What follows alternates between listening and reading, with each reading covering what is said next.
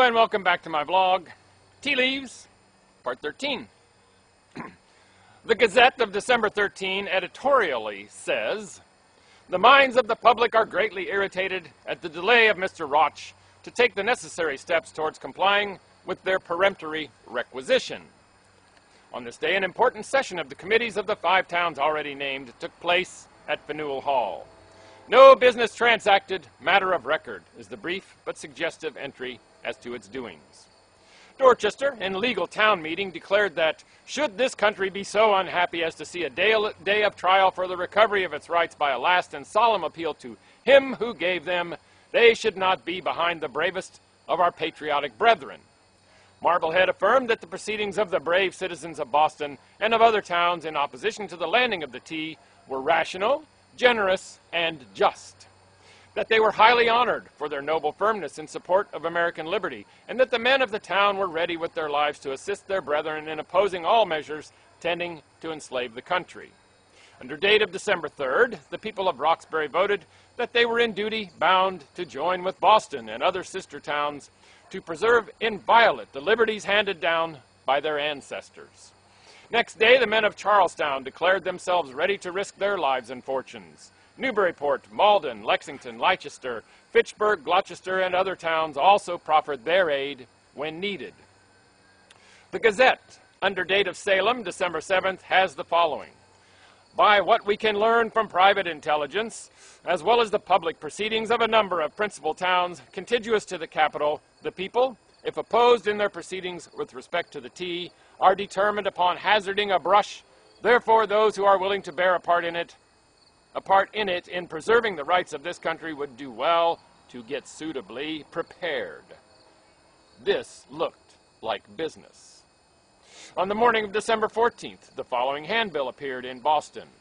"Friends, brethren, countrymen, the perfidious act of your reckless enemies to render ineffectual the late resolves of the body of the people demands your assembling at the Old South Meeting House precisely at 10 o'clock this day, at which time the bells will ring." The meeting thus called was largely attended. Samuel Phillips Savage of Weston was chosen moderator. Bruce, the master of the Eleanor, promised to ask for a clearance for London when all his goods were landed, except the tea, but said that if refused, he was loath to stand the shot of 32-pounders. Roch, accompanied by Samuel Adams, Benjamin Kent, and 8 others, applied to the collector of the port for a clearance and reported, on his return, that the collector desired to consult with the comptroller and promised an answer on the following morning. The meeting then adjourned until Thursday. Next day, Roch, with the committee, proceeded to the Custom House. Harrison, the collector, and comptroller Hallowell were both present. The owner said that he was required and compelled at his peril by the meeting to make the demand for the clearance of his vessel for London with the tea on board, and one of the committee stated that they were present only as witnesses. The collector unequivocally and finally refused to grant his ship a clearance until it should be discharged of the teas. The result was reported to the meeting on the following morning. The eventful Thursday, December 16th, 1773, a day ever memorable in the annals of the town, witnessed the largest gathering yet seen at the Old South Meeting House. Nearly 7,000 persons constituted the assembly. Business was laid aside, and notwithstanding the rain, at least 2,000 people flocked in from the country for 20 miles around. This time there was no need of handbills. There were none. No effort was required to bring together the multitude that quietly but anxiously awaited the outcome of the meeting. The gravity of the situation was universally felt.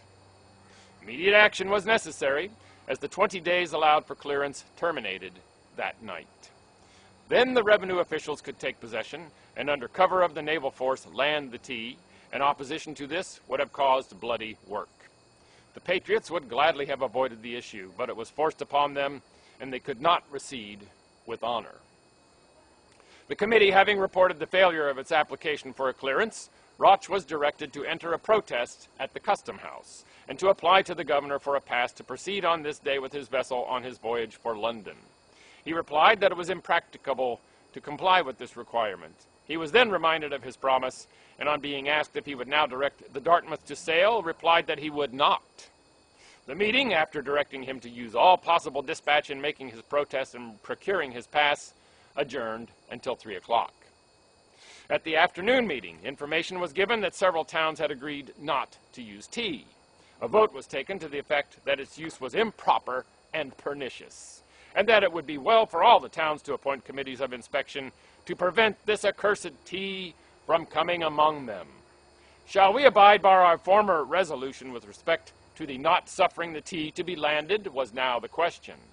Samuel Adams, Dr. Thomas Young, and Josiah Quincy, Jr., an ardent young patriot devotedly attached to the liberties of his country, were the principal speakers. Only a fragment of the speech of Quincy remains. Counseling moderation and in a spirit of prophecy, he said, "It is not, Mr. Moderator, the spirit that vapors within these walls that must stand us instead. The exertions of this day will call forth the events which will make a very different spirit necessary for our salvation. Whoever supposes that shouts and hosannas will terminate the trials of the day entertains a childish fancy. We must be grossly ignorant of the importance and value of the prize for which we contend. We must be equally ignorant of the power of those who have combined against us. We must be blind to that malice, inveteracy, and insatiable revenge which actuates our enemies, public and private, abroad and in our bosom, to hope that we shall end this controversy without the sharpest conflicts. To flatter ourselves that popular resolves, popular harangues, popular acclamations, and popular vapor will vanquish our foes. Let us consider the issue. Let us look to the end. Let us weigh and consider before we advance to those measures which must bring on the most trying and terrific struggle this country ever saw." But the time for weighing and considering the business in hand had passed. Time pressed, and decisive action alone remained. Now that the hand is at the plow, it was said, there must be no looking back. So we'll look forward to tomorrow. Make it a great day, and bye for now.